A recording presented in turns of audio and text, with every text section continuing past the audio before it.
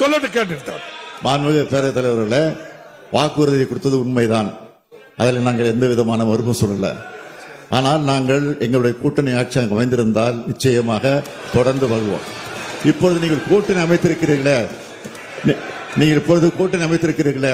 இந்த கண்டிஷனை போட்டு அந்த கூட்டணியை தொடர்வதற்கு உங்களுக்கு அருகதை இருக்கிறதா என்றுதான் கேள்வி கேட்கிறேன். திராவிட முன்னேற்ற கழக நாடாளுமன்ற திரு காந்தி செல்வன் அவர்கள் மத்திய சுகாதாரத்துறை இணையமைச்சராக இருந்த பொழுதுதான் இந்த நீட் தேர்வுக்கு ஒப்புதல் கொடுக்கப்பட்டு மத்திய அரசாணை வெளியிடப்பட்டது.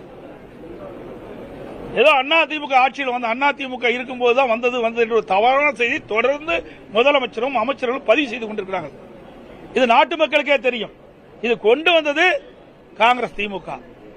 ஏன் இளைஞர்கள் பாதிப்பாங்க அப்படின்னு இவர்களுக்கு தெரியாதா? மாணவர்கள் பாதிப்பான்னு தெரியாதா? கொண்டு வந்தது இவர்கள். அதை தடுப்பதற்கு நாங்கள் கடுமையான முயற்சி எடுத்தோம்.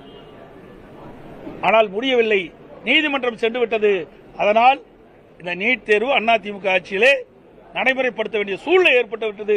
இருந்தாலும் தொடர்ந்து மத்திய அரசோடும் நீதிமன்றத்திலும் நாங்கள் இதை வலியுறுத்தி கொண்டே இருந்தோம், நீட் தேர்வை ரத்து செய்வதற்கு. ஆனால் கொண்டு வந்தது திமுக. அதை தடுத்து நிறுத்துவதற்கு முயற்சி செய்தது அதிமுக.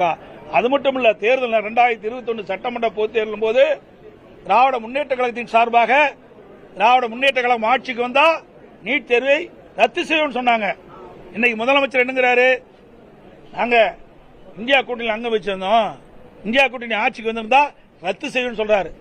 இதை ஏன் முதல்ல 2010 கொண்டு வரும்போதே ஏன் ரத்து செய்யல? அப்போ ரத்து செஞ்சிருக்கலாம்ல. அப்போ காங்கிரஸ் ஆட்சி தான் இருந்தது, கூட்டாட்சி தான் இருந்தது. அப்போ ரத்து செஞ்சிருந்தா இவ்வளவு உயிரை நாம் இழந்திருக்க வேண்டிய அவசியம் இல்லை.